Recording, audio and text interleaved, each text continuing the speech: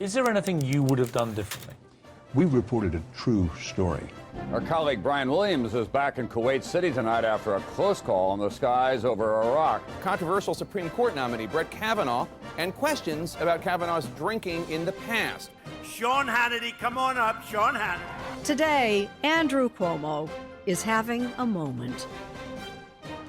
Hi, I am Chris Narwhal. And I'm Eliana Johnson. These are the true facts. Welcome to Ink-Stained Wretches, where we break down what's going wrong and what's going right with the American news media. Eliana Johnson, you don't live in the People's District in the chocolate city of the District of Columbia. But let me tell you, as we record this on the Thursday before Inauguration Day, the city of my residence has gone mad. The traffic is crazy. The security shutdowns are crazy. The people are acting crazy. The normally insane Maryland drivers are quadruple insane. It's just a real, it's a situation here. It's all I can tell you. Stay out. Stay in the friendly confines of Northern Virginia. I'm so happy not to live there. And on Monday, I am a lazy man. And on Monday, and it's supposed to be very cold. I'm going to have to walk like the mile and a quarter. I know. Basically, I'm the history's greatest victim. I'm going to have to walk the mile and a quarter into the News Nation Bureau for Election Day coverage because the security perimeter is substantial and substantially between my house and 400 North Capitol Street. That actually is awful because it's supposed to be freezing out. So yes, if you see me in my big dumb hat clomping across East Capitol Street, save a prayer. Save a prayer. Okay. All right. Should we get to our front page? Let's live. Let's live, Okay. sister.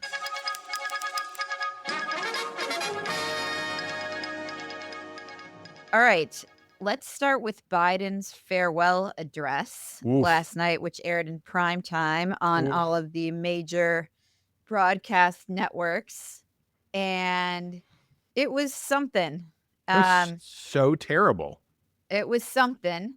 I didn't really have a single takeaway from this other than it's time for him to go because I didn't really think there was an upshot.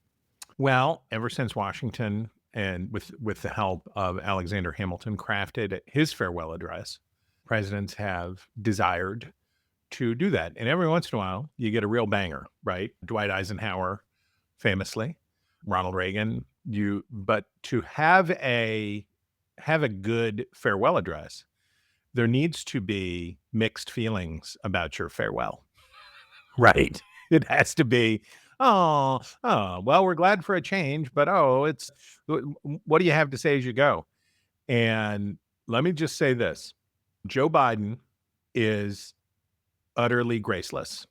He is, I hate to speak ill of a person who is infirm and who is in obviously a deep trough of despair, but totally, utterly graceless. Here's a guy who just saw his party repudiated, went through all of this stuff, and he's lecturing and he's talking about, here's a guy who gave George Soros the Presidential Medal of Freedom, who is decrying the influence of billionaires in politics. Here's a guy whose administration mau-mau'd the tech companies around COVID, decrying how the end of fact-checking will bring the end of our democracy. But it is all against a backdrop of the absolute cruelty with which he treated and continues to treat his vice president, Kamala Harris. And we have an item about it later, so I won't get into it. But it's a no-class situation. And it's hard to be, I try not to be disappointed in politicians because I have low expectations. But that was a disappointing turn for Joe Biden. The treatment of Harris is amazing, and we'll get to more of it. She apparently is not taking it well. But there were other sort of amusing parts of this speech where he takes a swing at tech companies for eliminating fact checking, which just seems like so small ball for one of these speeches.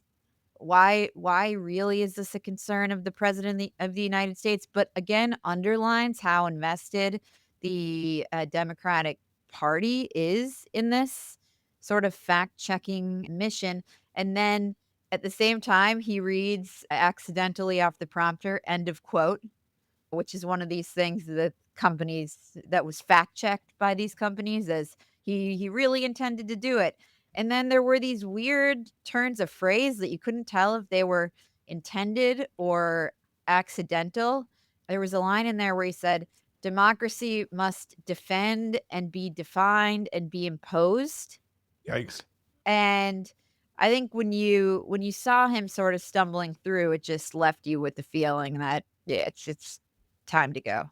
So the idea that he spoke against the tech industrial complex, which is of course an allusion to Dwight Right. Eisenhower's farewell address, in which the former Supreme Allied Commander, liberator of Western Europe, the man who had brought the Korean War to an end, when good old Ike had warned about the military industrial complex, he was speaking with knowledge, experience, and stature, right? When the former 5-star general warns you about what's coming, and by the way, Ike was quite right. What transpired in the Kennedy and Johnson administrations vis-a-vis the Vietnam War and Robert McNamara and all of that stuff was very prescient and very right. What Joe Biden is talking about, I guess I've been thinking about this a lot lately. It is not that meaningful anymore to talk about tech versus non-tech. It's all kind of tech, right? In the same way things talk about AI versus not AI. What's AI? It's all the companies are tech companies to one degree or another. The grocery store chains are tech companies. The airlines are banks. It's all the lines between financial instruments, tech companies, and all of that stuff. Every manufacturer, all of those things. Biden was making a meaningless criticism, and one that was rooted in, again, pettiness, because he's mad about Elon Musk. And so he's angry at Elon Musk. And so now it's a tech industrial complex. And it's just, I don't know. I know that I will be incredibly exhausted by Donald Trump because he is exhausting by nature, but I am just exhausted of Joe Biden. Well, as you mentioned, he continues to say, though there's actually not a shred of evidence to support his case, that he would have beaten Trump, which is a real slap in the face to Harris. And the Wall Street Journal has a piece out this morning that Biden's claim he would have beaten Trump opens rift with Harris. Vice President has conveyed sadness to people close to her about Biden's remarks and her election loss. Well, no surprise that she's sad she lost the election, but and no surprise she's, rubbed the wrong way that he's said this. And the journal piece notes that Harris has been reluctant to distance herself from Biden or criticize him throughout her vice presidency. Probably one of the reasons she didn't perform better in the election, actually. Even as several top Democrats pushed her to break from the unpopular president after she replaced him atop the ticket, Harris refused. She vocally supported Biden after his halting debate performance in June.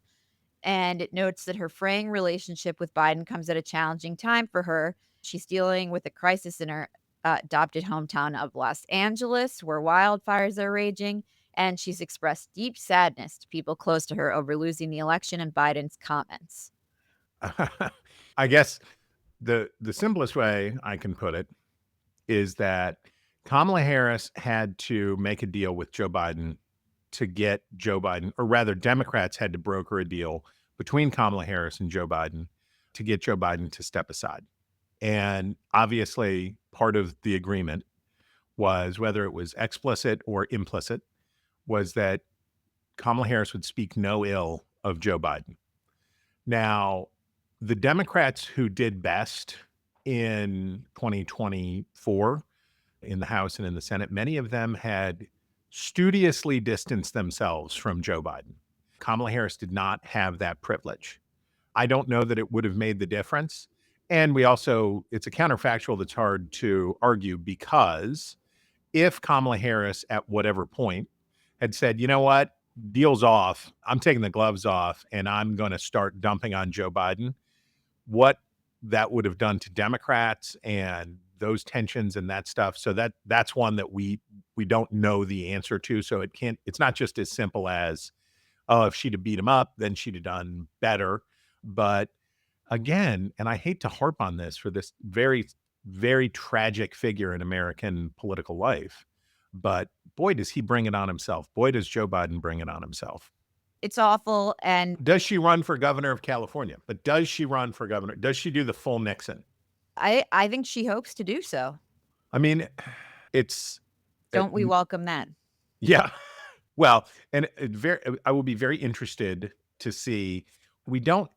I would argue that Kamala Harris did a good job given the circumstances that she was under, right? I think she did a very creditable job. But what does Kamala Harris unbound look like, right? Because the whole appeal is supposed to be, after you're defeated, you can kind of be who you want to be. And she is a Nixonian figure in this sense, which is if she runs for governor in California as a defeated but still loyal Eisenhower Republican. So if she runs for governor of California in her new moderate pose and is defeated, which Kamala Harris would emerge? It's all very interesting. Well, this does if you're a bring us- huge nerd. I don't actually think she's capable of changing much and performing at a top tier level. Otherwise, I think we would have seen it on the presidential campaign. That's what do they said you about Dick Nixon. think about that? Well, I think Nixon is much smarter actually than she is. Well, but- Nixon was definitely a brilliant mind. No doubt about it. No Although doubt about it. it's about more than smarts, but I think they didn't put her out there more because she actually wasn't capable of doing freewheeling interviews, which is important in these jobs. What do you think? I mean, obviously, Kamala Harris is not going to become a scholar, right? That's not her brand. She is not a deep thinker. But what I'm always curious about politicians who have less to lose and let it rip. And I'd be very interested. Kamala Harris has been a careerist. She climbed the greasy pole of the Democratic Party inch by inch. Exactly. She did everything that was asked of her and everything she was supposed to do in every situation. And it took her to the very precipice of power. And then she was turned away. From a human perspective, but certainly from a political perspective, what rises out of that, I do not know. Maybe she will just go be rich and her husband is going to make $1 quadrillion doing entertainment and business law. And maybe they're going to be chill about it, but I'd be very interested to see. Well, one person who is leaving the White House very unhappy is First Lady Jill Biden, who starts an exit interview that I thought was really well done and captured her. Now, it was well done because it captured her, by the Washington Post, which the first line is, the First Lady says she's at peace with this ending, but, period. And the first quote from her is, let's just say I was disappointed with how it unfolded. About Nancy Pelosi. And the fact that her husband was pushed off the ticket. And I just thought the richest quote in the whole interview was where Jill Biden says, I don't know. I learned a lot about human nature. And, my thought was the person whose human nature whose nature we learned the most about in this whole process was Jill Biden's. Yeah. Because I think for most people watching, it was really painful. And the whole interview is about the Biden family, and they're all about family. And I think for a lot of people watching, they thought, my gosh, how can you let an ailing man humiliate himself on the public stage and not protect him? Well, or protect the country. But for someone who says, family, family, family, Like, I wouldn't blame her for thinking about her husband first. And for Biden aides who are there, having taken an oath to the country, I put that on them. But for her, you know, it was her job to save her from this humiliation and that of his children. Indeed, indeed. But her scorn for Nancy Pelosi, Pelosi is an extraordinarily complicated figure. She was in many ways the most effective, certainly of our generation, most effective leader in the House, and did a lot of things, whether it be Obamacare and cap and trade that were ultimately deleterious to Democrats' political fortunes. She was a hammer, and she delivered results. And the final result she delivered was orchestrating the ouster of Joe Biden. As time, the good news for Nancy Pelosi is that as time goes by, no one, I don't think, is going to say, boy, if only Nancy Pelosi hadn't pushed Joe Biden out. If only she had not done that. But I wonder how, I guess it will confirm her legacy as a sharp, hard leader of the Democratic Party, that her sort of the coda of her career was defenestrating a sitting president from his party's nomination. Absolutely. And the key line in the Post piece about Nancy Pelosi is Jill Biden saying, "It's been on my mind a lot lately." And Jill pauses. "We were friends for 50 years. She's using her teacher's voice now, the reporter says. "It was disappointing." She's not mad. She's just disappointed. Exactly. Exactly. All right. What do we got next, Chris? Oh, well, it's time to check in on outgoing White House Press Secretary Karine Jean-Pierre, who said that the give and take with reporters is part of our democracy. And as I said, she told reporters in her final briefing, as I said during my first briefing, when I took over this role, we might not see eye to eyes here in this room all the time. And that's okay. That is okay. The give and take that happens here is incredibly healthy and part of our democracy. I have been honored to partake in it with all of you, well, most of the time. I don't think, well, and so Caroline Leavitt is taking the helm in the White House press office in the briefing room, and we'll see how that goes. But I do not think that that's part of our I don't see it as part of our democracy. I don't think that it has anything to do with any of that stuff. I think it's a job that should go away. I guess I'm beating around the bush, but it's to me, the White House press secretary job, or at least the idea of a daily briefing, is outmoded, unnecessary, and probably bad for democracy, or bad for the republic. And I think it should go away, but it won't. Well, the other thing that's amusing about her kind of, I don't even know what the right word is for this, but, puffing her chest out about this is that her boss was like the least accessible president in modern memory. Yeah. So, that's really great that he put someone out there to, talk to the press, but the actual principal was not at all accessible and had people actively misleading the press as to the state of his health and his state of mind. So, not really a lot to be puffing her chest out about. Well, once upon a time, being the White House press secretary meant that you were kind of an ombuds person for the press corps within the administration.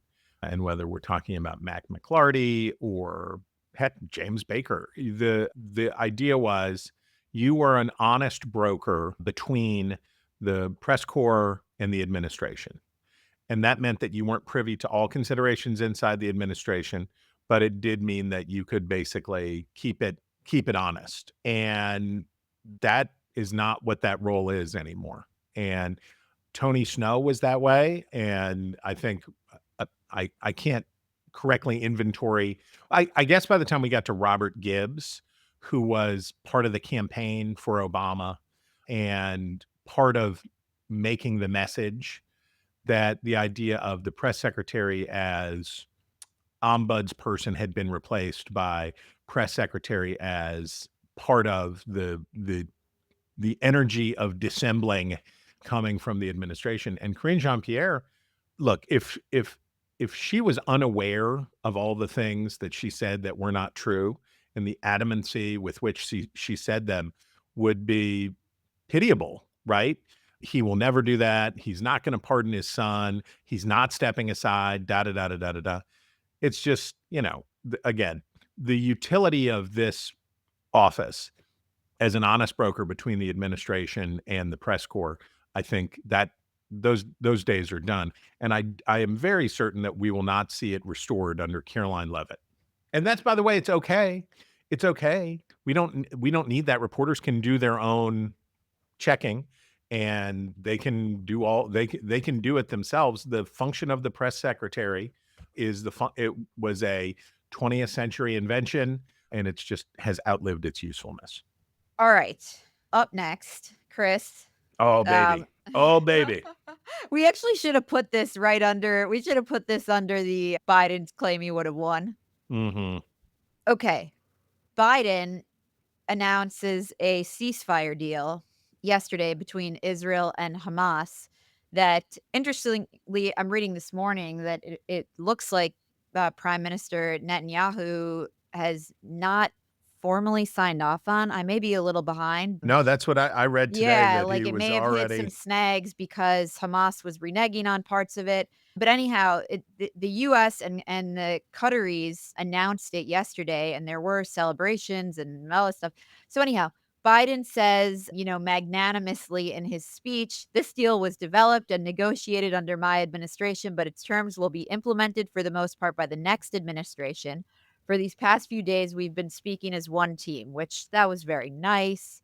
And the president said in remarks from the White House. And then at the Beacon, we actually have a reporter on the ground in Israel who spoke to Israeli officials who talked about the involvement of the Trump team in this. So it's clear this was both, Biden's last day in office is on Monday. And Trump had said if the hostages, he put a date on it. If the hostages aren't released by January 20th, there's going to be hell to pay. So then Biden gets asked who will get credit for the ceasefire deal. And both Trump and Biden are taking credit for it. And Biden says, is that a joke? Is that a joke? How dare you, sir? How dare you ask that? Do you know which reporter that was? I don't, but it was a good question because it elicited this answer. And it's amusing because, I thought this in Biden's farewell speech too. And in a couple other news items I read this morning, it's like, the principle of writing news is show, don't tell. And if you have to say it, like, it might not be that true. Better to act magnanimous and people will draw their own conclusions. Do you, as a practical matter, you follow these things more closely than I do? You have a reporter on the ground there. Is this gonna hold? Is this gonna work? I don't know. I also have questions about how good of a deal this is. So they're both, both sides are taking credit, but it's like taking credit for what? A wise friend who I asked about this basically said that that Trump got a deal that Biden had been looking for but couldn't get on his own. That otherwise the deal was, it's the same one that Biden wanted, but it was only possible because Trump was involved. So then it depends on whether the deal itself is a good deal. And now with Netanyahu, does it actually even happen, right? If he says that Hamas is not in compliance, does this even occur? And what does hell to pay look like on January 20th? Exactly. Trump loves this strategic ambiguity. So, but in any case, it's just not the sort of thing. It's not presidential. It sounds stupid to say because neither of these guys is presidential. Right. In the traditional sense of the word, but that was maybe the highlight of that press conference. Is this a joke? Yeah. Are you joking? Excellent. Well, Chris, that brings us to a controversial 60 Minutes segment. Do you want to talk a little bit about the segment? I want you to talk. You've been doing your research. I want you to talk about it. Well, 60 Minutes did a segment that was puzzling in certain ways because the broadcast is really supposed to make big news, but it featured a half dozen or so former State Department employees, Foreign Service officers who had resigned. And as we've talked about on this podcast, each one of these resignations of mid-level State Department officials has gotten a lot of news coverage, mid-level to junior State Department officials, I would say. And the broadcast devoted the entire segment to the criticisms from these officials of the Biden administration's support for Israel. And there really wasn't any pushback in the piece on what they said. And so, not for the first time, 60 Minutes got a lot of criticism for the segment. But I think the officials raised complaints that they were ignored and marginalized. And what I sort of been puzzled by and frustrated by is that the job of foreign service officers and State Department officials, which, the Secretary of State works for the President of the United States. If there is one part of the in the Constitution, one part of governance that is most clearly designated to the executive power, it is the carrying out of foreign policy For sure. of the United States. And all of these people, their job is to carry out the foreign policy of the United States as articulated by the President of the United States. So these foreign service officers whose job was to carry out Biden's policy are complaining that their attempts to undermine it or criticize it were marginalized, which is just as it should be. Right. And they did what they should have done, which is if they didn't feel they could do so in good conscience, to resign. Yeah, that's And the problem idea. is actually with all the people who remain in the State Department who share their views and don't feel they can do their jobs. And this is really nothing new. There's long been this sort of anti-Israel bias in the department, but the sort of failure to grapple with this, I think, is a real problem with the piece. Well, I included the great Noah Rothman's piece on the 60 Minutes segment, and there's this too, which is we're getting ready to have a really brutal discussion about the concept of a unitary executive. And is the president the head of the executive branch in its entirety or not? And so certainly there are exceptions. There are these boards like the FCC and the FTC. But when it comes to things like who runs the FBI, how is U.S. foreign policy carried out? And very significantly, the chief battle line is at the Department of Justice. That was what former Florida Attorney General Pam Bondi was talking about in her confirmation hearings. But we're going to see an effort in the administration that takes over Monday to undo the Donald Trump was plagued by, or actually probably more helped than plagued by, the resistance of people inside his own government, right? A lot of the accomplishments of the first Trump administration were due to the fact that he didn't get what he wanted all the time. But we're all of these questions are about to be very much put to the test. And this 60 Minutes piece nicely illustrates that it is a bipartisan condition and that it's not just Republicans that deal with a deep state. It is Democrats who deal with a deep state. Oh, yeah, for sure. It's a good point. Chris, on Trump, a lot of the coverage ahead of the inauguration is about the tech industry's role in the administration. And the New York Times writes, a euphoric tech industry is ready to celebrate Trump and itself. Are you feeling it? I'm feeling it. And the Times writes that some of the most coveted parties during President-elect Donald J. Trump's inaugural weekend will be hosted by the Silicon Valley donors who are flush with power at the dawn of his second administration. The tech industry that has embraced Mr. Trump over the last year or so is set to revel in its clout over days of festivities that will make the tech donors the stars of the show. Inaugurations attract deep-pocketed corporations and donors seeking access to an incoming administration that will oversee their industries and interests.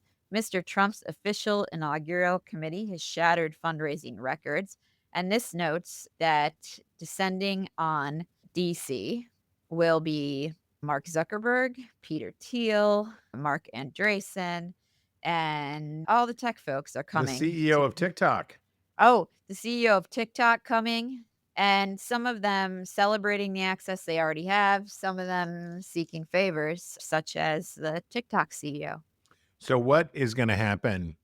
So on TikTok, it sounds like what they're saying is Donald Trump is preparing an executive order. So the law that requires TikTok to be sold or shut down by Sunday, that Trump says he'll have an executive order that will.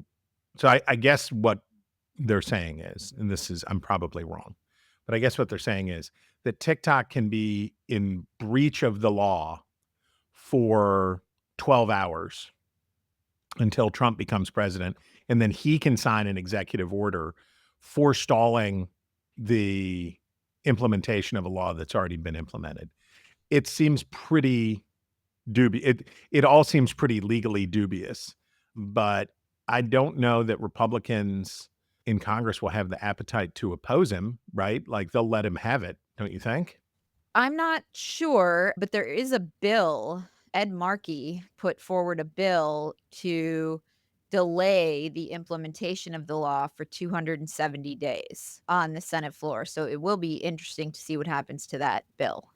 I wonder, I mean, you have all these people who voted for legislation to ban TikTok who are still on TikTok.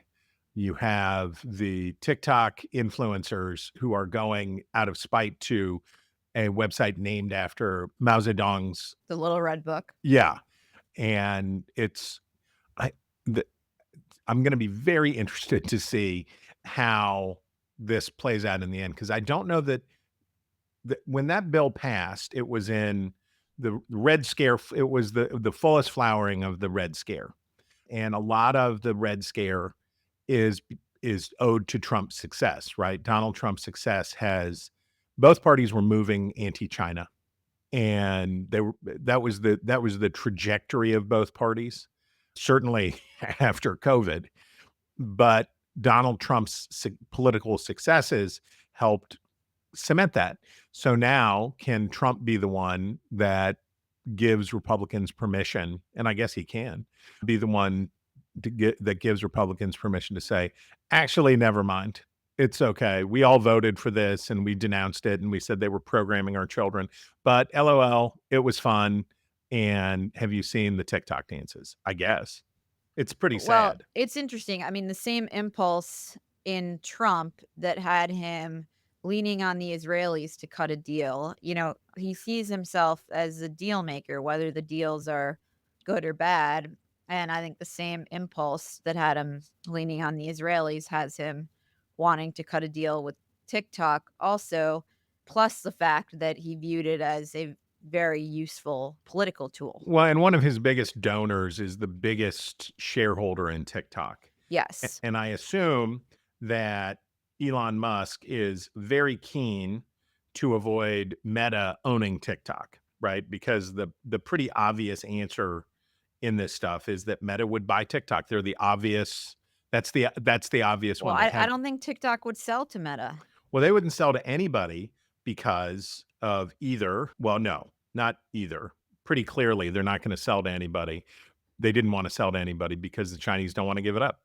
And I read a report that Trump is considering the Project Texas, which required permission from the Biden administration to basically onshore all of the activities of TikTok for the United States into Texas, a big outlay of cash, but they needed a waiver from the administration to engage in unfair hiring practices, which is to say to exclude foreign nationals from the work, which it would be a violation of fair, equal employment laws in the United States. So they needed a waiver, a national security kind of waiver to say that they could do that.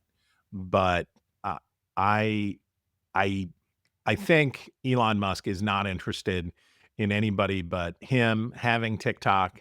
But I know that, and Trump's big donor. What's Trump's big donor's name? I forget. Jeff, yes, Yes. Yes. YASS, Yes. Yes. and his firm is Susquehanna Capital. And I don't know whether Jeff Yass is cool with taking a massive payday.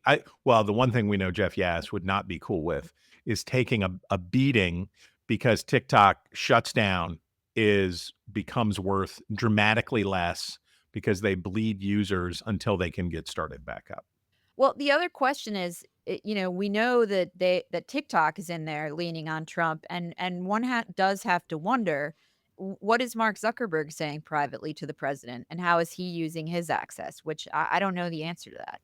I mean, Donald Trump has got Elon Musk and Mark Zuckerberg both on tenterhooks, right? What will I give you? What royal largesse will I make available to you? And what will you make available to me? Because I still think that the Truth Social has got to get sold to somebody, right? Somebody's going to have to buy Trump out and make him $1 billion more on this deal before whether it happens up front or on the flip. Seems like somebody's got to pay Trump off that way. Next, we have Pete Hegseth's appearance before the Senate Armed Services Committee and Joni Ernst announcing that she will vote to confirm him. So it does seem like that is the end of that story. Did you watch any of the Hegseth I watched stuff? the whole thing. And what are your thoughts?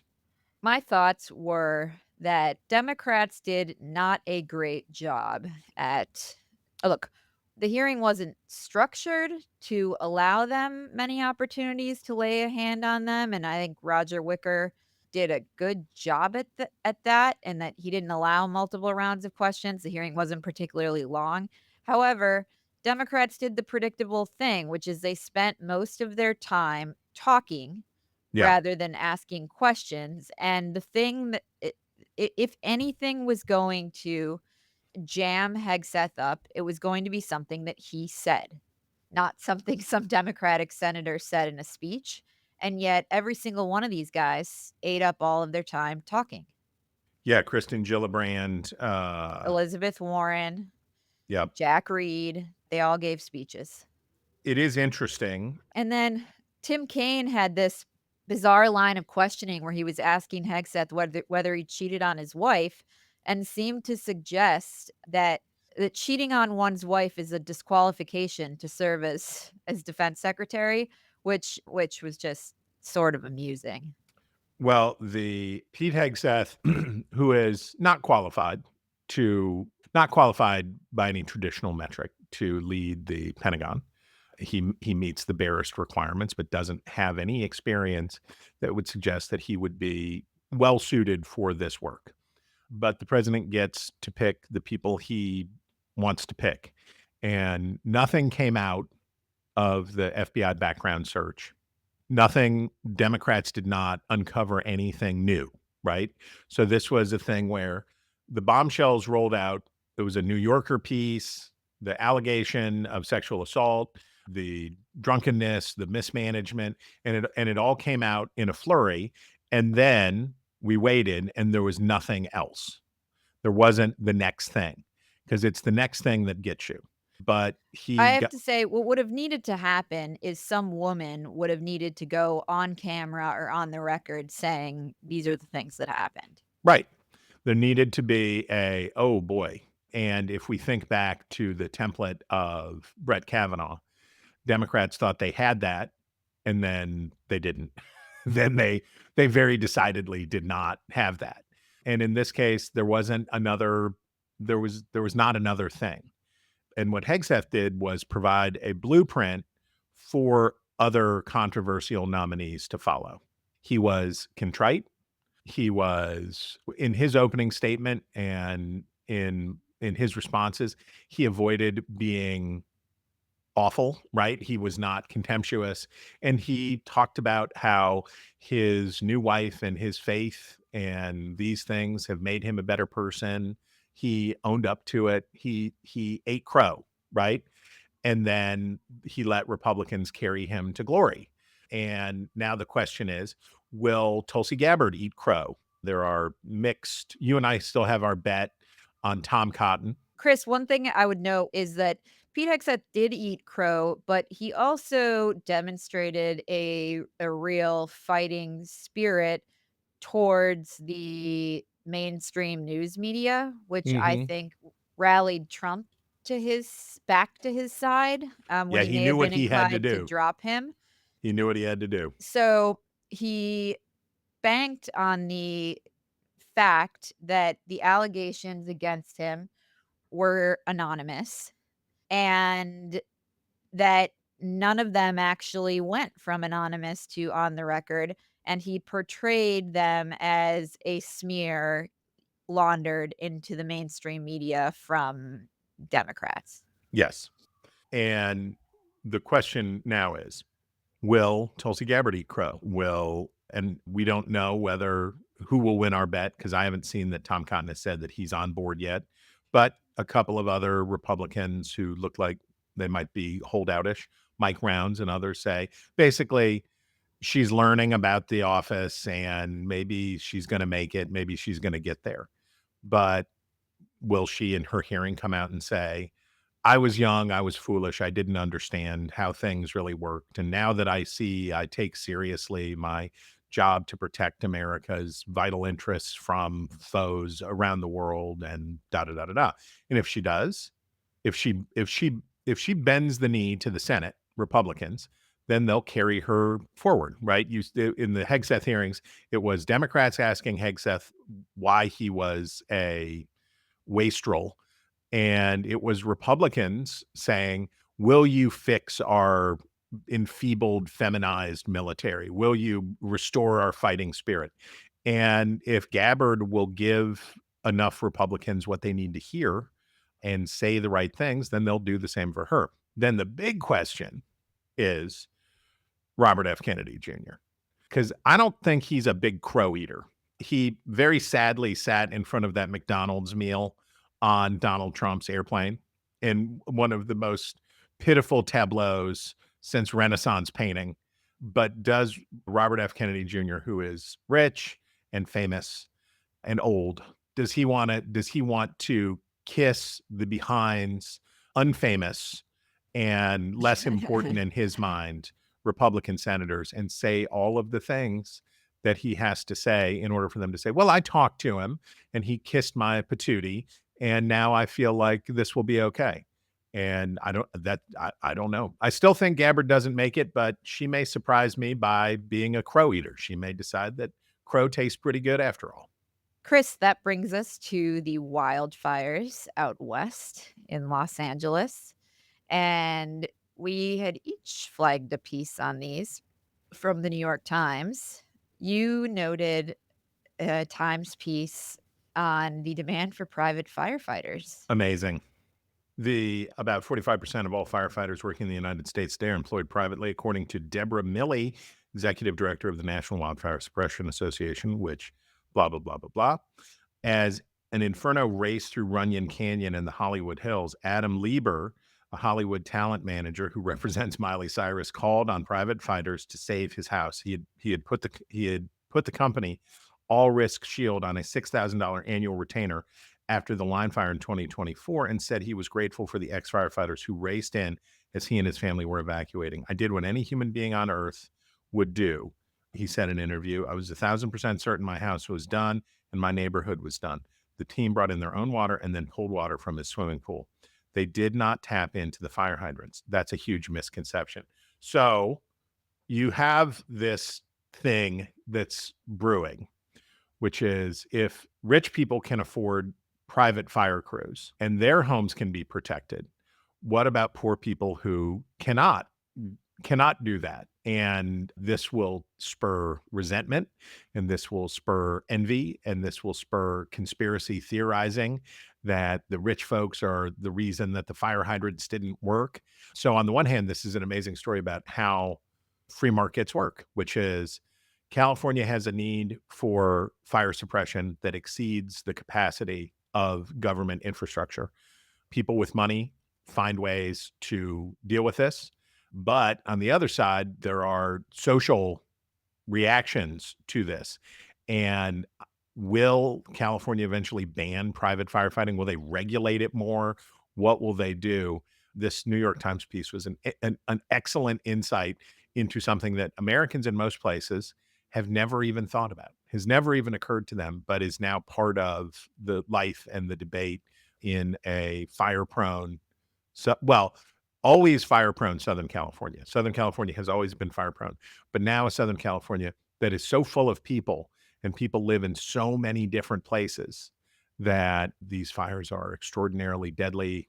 Though I will say this, thank God the death toll has, given what we have seen, that the death toll has been as limited as it was. Oh, and by the way, shout out to my News Nation colleague, Brian Etten, who got an interview with Mel Gibson, walking through Mel Gibson's destroyed home. And Mel Gibson, who's been through a lot, has put people through a lot, being very remarkably placid about the destruction of his home. It was a fascinating interview. Well, Chris, my piece on the wildfires, it is one for Facile Files.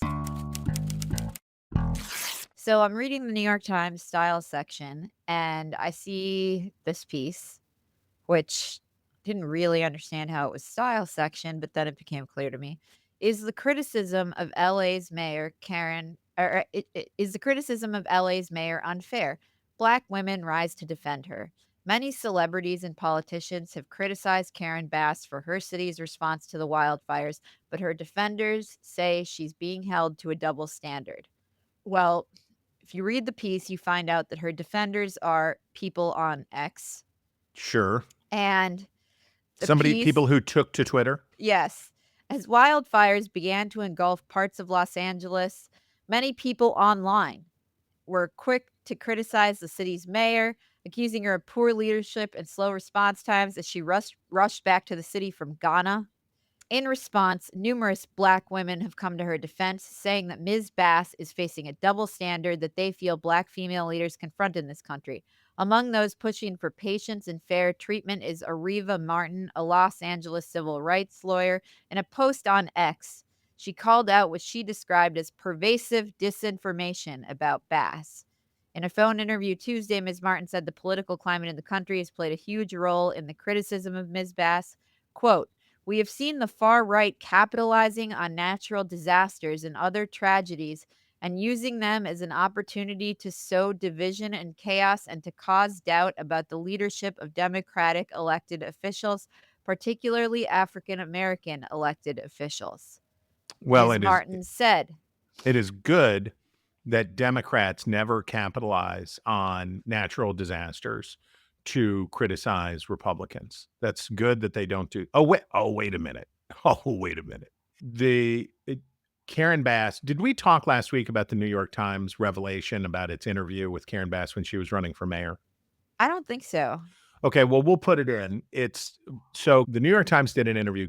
A California correspondent of the New York Times did an interview with Karen Bass when she was running for mayor. And she said, I'm going to miss the part of being in Congress that I'm going to miss is the work that I do on foreign relations. And I'm going to miss traveling all around the world and do that. And then she made a promise. She said, but I'm going to stay in Los Angeles. The only travel I'm going to do is to Sacramento and to Washington for the business of Los Angeles, to pursue opportunities for Los Angeles. And the Times had this, and it took a while for that to come out. But to the Times' credit, when it did come out, they brought it out big, right? It seemed like it was late in coming. Could have been at least a week or maybe at least several days earlier. But they brought it out and they put it on the front page and they said, oops. And that Karen Bass had known in advance that a trip to Ghana is not, it's holiday time, so maybe she thought it'd be quiet or whatever, but that this was a problem. And here's the thing. Being mayor is not an ideological job. Being mayor is a job that requires prudence and capacity. It doesn't matter what your ethnicity is. It doesn't matter what your gender is. It doesn't matter what your party is. It doesn't matter what your ideology is. It matters whether you're good at the work of being mayor, which is coalition building, which is administration, a very personal kind of politics. Karen Bass was having a pretty good run at the outset and was managing to sort of keep stuff together. But at the first test, she has proven sorely wanting. And to say that this is because she is a Black woman, I will promise you that if Caruso, who was her opponent in the mayoral runoff, had been mayor and he had been in Ghana or anywhere when the fire happened and was late in getting back and froze up, had cut money from had done, if Caruso had done everything that Karen Bass did, he would be getting pilloried, and it would be much worse because he would be a former Republican in a city that does not like Republicans, and they would turn on him and eat him like a pack of wolves. I promise. If anybody was out of the country after pledging they would not take international trips and their city went up in a blaze, they would be criticized. Yeah, for sure. All right. Up next, we're going to talk about the Washington Post and MSNBC in business Okay. news. All right. Well, Chris, Jennifer Rubin is leaving the Washington Post. What will they do and- without her? What will they do And without the her? Daily Beast writes, star Washington Post columnist torches Bezos on her way out the door. Rubin often penned, the best line was, Rubin often pens columns from a conservative perspective. It's been a long time since that was true. Yeah. But has been a staunch critic of the president-elect. She said Monday the Post has, quote, failed spectacularly at a moment that we need a robust, aggressive, free press. It is that belief that led Rubin to announce that she was beginning a new media venture with a tagline not owned by anybody that makes clear her disdain for Bezos' ownership. And she is founding it with Norm Eisen, who said his vision for their new Substack called The Contrarian is a, quote, defiant and uncompromising platform free from false equivalence. He added that the U.S. on the verge of Trump 2.0 faces, quote, an existential threat to American democracy. Well, what a fresh and new perspective this is going to offer. Well, I mean, they may be right. I don't know. Donald Trump has some very bad impulses about these things. But the idea that there's just no place to get that point of view, it's available. The bulwark is available. It's out there. And when I read this, I thought, oh, you and I had talked and you had pointed out that for the Washington Post to get better, it's going to have to continue to scrape down so they can bring in new and better people. And I wondered if the editorial page editor, who's the editorial page editor at the Post now? David Shipley. I wonder if David Shipley could restrain his glee when Jen Rubin said, I quit. Yeah, I mean, just not aligned with where the paper wants to go right now. So good for everybody. No. Yes. And then the MSNBC president, Rashida Jones, is leaving. And Rebecca Cutler, formerly of CNN, has been named interim president. And Variety reports that Rashida Jones, a respected news operator who has led MSNBC for 4 years, will leave the NBC Universal cable outlet to pursue other opportunities. She informed executives and staffers Tuesday she will be replaced on an interim basis by Rebecca Cutler, a veteran news executive with a long track record of managing talent, and devising innovative programming concepts.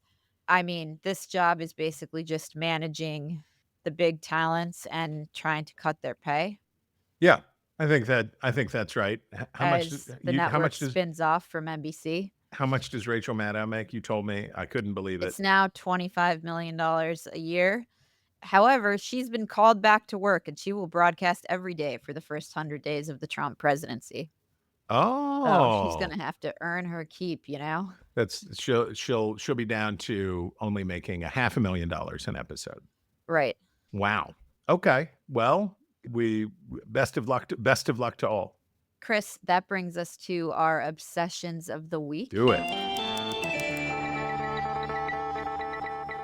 where we break down the things we can't get out of our heads. And mine is a continuation on the Washington Post item. First, so David Folkenflik at NPR has a long piece on the Post, but the item that I was obsessed with was he notes that frustration boiled over this week at the Washington Post. More than 400 Post journalists, including some editors, signed a petition asking Bezos to intervene. And the petition reads, "We are deeply alarmed by recent leadership decisions that have led readers to question the integrity of this institution, broken with the tradition of transparency, and prompted some of our most distinguished colleagues to leave." It reads in part, "The petition never cites Post publisher Will Lewis by name, but it reads as a sharp indictment of his leadership. Through a spokesperson, Lewis and the Post declined to comment from this story. A representative for Bezos did not return a request for comment.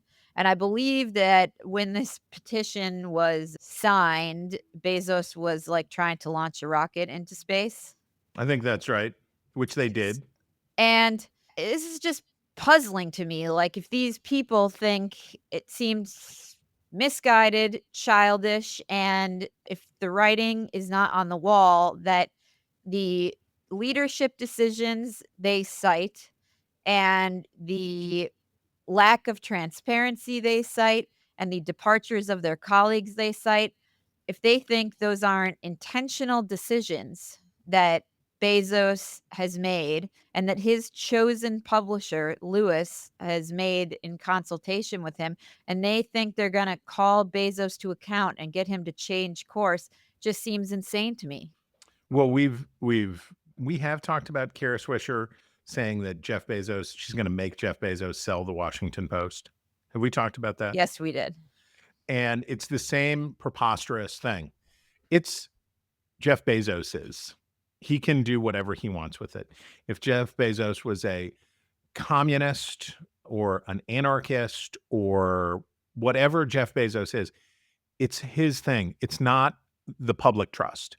If you're a journalist, you have a duty to the public, but the public does not own you, right?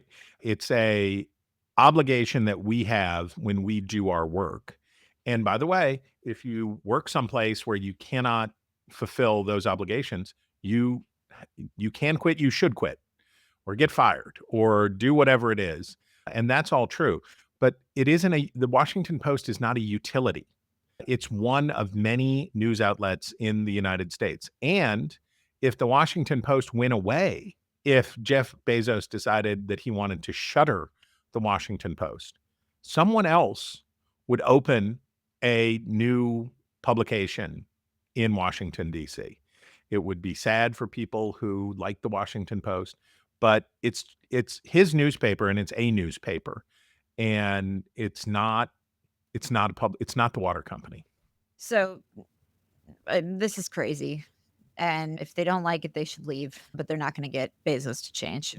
Well, yeah, the idea that you're going to make Jeff Bezos do anything. The whole Right. point of being richer than Croesus should be you can do what you think is right. You can do what you want to do and not what. And by the way, I should acknowledge David Folkenflik has been just really good on this story. He's been way ahead on this story.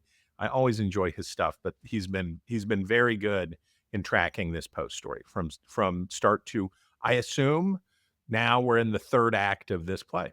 Chris, what is your obsession? Well, you won't be surprised to hear that my obsession is political in nature. Gallup survey, U.S. political parties historically polarized ideologically. And this is the Gallup survey that says, and I'm doing this on my iPad so that it doesn't, like a child in a restaurant, or I'm being distracted by my iPad so that I don't disrupt our recording. America's ideological identification was steady. So we continue to be a more conservative than we are liberal country. But the percentage of Americans who said that they identified themselves as moderate was down. And while it was the largest single category at 34%, followed at 27% conservative, 17% liberal, 10% very conservative, and 9% very liberal. Republicans describe themselves as more conservative than ever. 77% of Republicans describe themselves as very conservative or conservative, and the percent that is moderate is cut almost in half in 20 years. Democrats are 55% liberal or very liberal and 9% conservative. I mean, there's still some conservative Democrats, but the trajectory, the ideological trajectory, is similar but not as intense among Democrats. So here's the thing: the Democratic Party is not nearly as liberal as it once was. It's weirder, it's more progressive, it's more radical, but it's certainly not more liberal in the previously understood. When they started doing this survey work in the mid-1990s, what we would think of as liberal, permissive, and loose spending and all of that stuff. No, the Democratic Party is more radical, but certainly not liberal in any traditional understanding of the word liberal. Republicans have never been, certainly in my lifetime, less conservative. They are not. They are simply not. They are wild spenders. They are lovers of authoritarian government. They are the conservatism as understood when this survey started being taken in the mid-1990s of the traditional conservatism, restraint, is not anywhere identifiable in the Republican Party. And yet people say that they're more conservative than ever. And I think this is most easily explained by saying that these words don't mean anything. And what they mean is vary. I know I've talked here about the death of the term evangelical as a useful term to describe Christians, and how people in my business have helped wreck it, because all it just means for Christians is vary, a lot, mucho. And now what conservative or very conservative seems to mean is a lot. I'm a lot Republican, or I'm a lot Democrat if I'm very liberal. And they don't seem to be useful ideological terms, which is why I was so encouraged to read a very good, and this was flagged by my eldest man-child, and I didn't see it first, but it is a meditation on things that my colleagues at the American Enterprise Institute, Yuval Levin, peace be upon him particularly, have been talking about for some time. And the essayist at the New York Times asked the question, how do we get Congress to work again? Opinion, How to Fix America's Two-Party Problem, by Jesse Wegman, Lee Drutman. Mr. Wegman is a member of the Times editorial board. Mr. Drutman is a senior fellow at New America and the author of Breaking the Two-Party Doom Loop.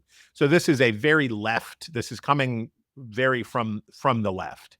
But the ideas are good, whether you're a conservative or whether you're a progressive or whatever you are. The ideas are good. And one of those ideas, and I know people don't like to hear it, is we need to expand Congress. And the linkage between the ideological trend toward very conservative and very liberal, we need a Congress that reflects the more complicated realities of politics.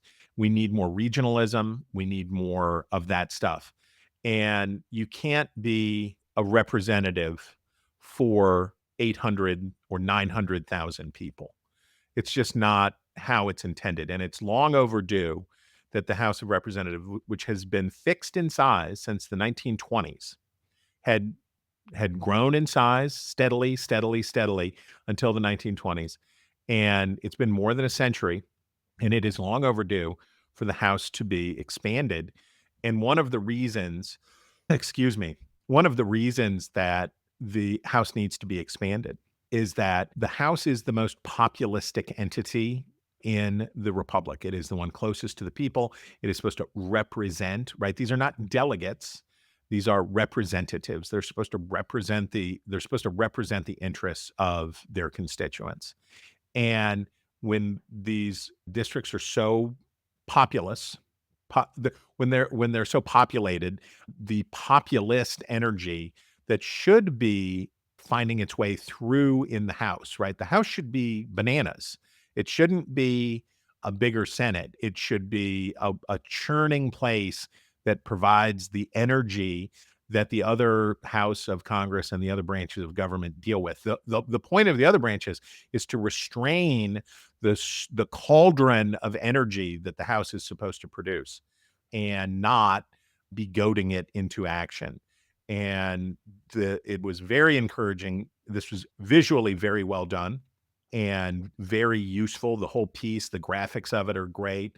And I hope that this is bringing us to a place where a previously crazy sounding idea of expanding the House of Representatives gets to be a mainstream idea, because it should be.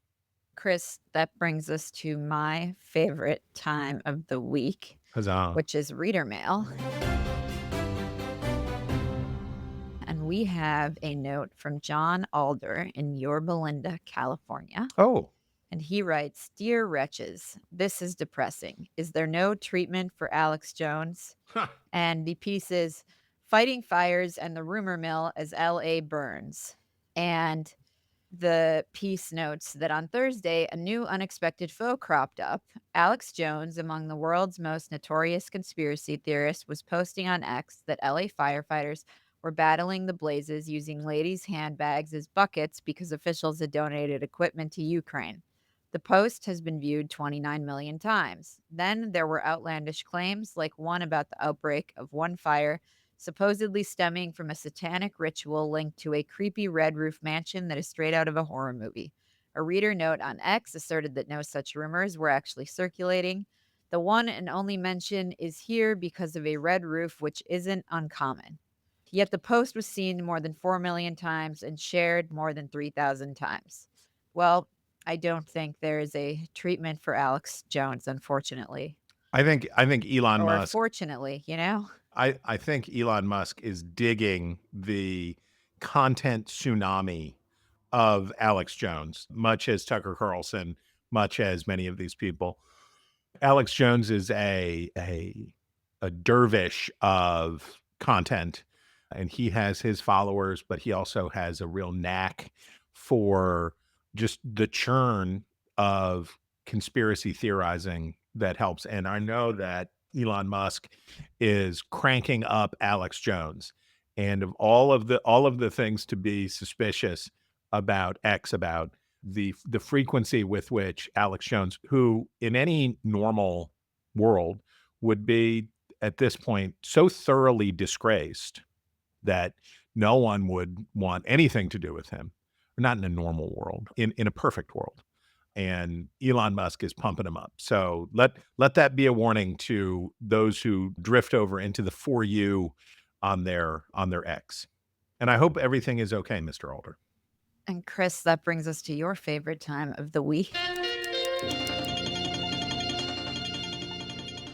where I am forced to say something nice. I am very pleased to say that this is a contribution from the lovely, beautiful, talented, just the one and only pony, Jessica Malugin, who flagged the extraordinary defense of the Getty Museum against the LA fires. It's a Wall Street Journal piece, and just an amazing read. Have you ever been to the Getty Villa? No. So in Malibu, on a cliff above, this was a summer house that J. Paul Getty built, and it is a perfect replica of a Roman villa and the gardens, and then it ended up housing Getty's collection of antiquity. And it is one of the nicest places you could ever want to go. It sits up nestled on the hillside in Malibu, and it's just the best. And the story of how it's protected, how it was saved, and all of those things was stirring, interesting, and exciting. And I kudos to the journal. This is a great piece even. Well, Chris, my favorite piece was a Beacon piece about it's a funny piece about resistance icon Neil Katyal's $20 million Aspen home and his battle with the zoning board to expand the home. And it's just a delicious read that Is it a nice house?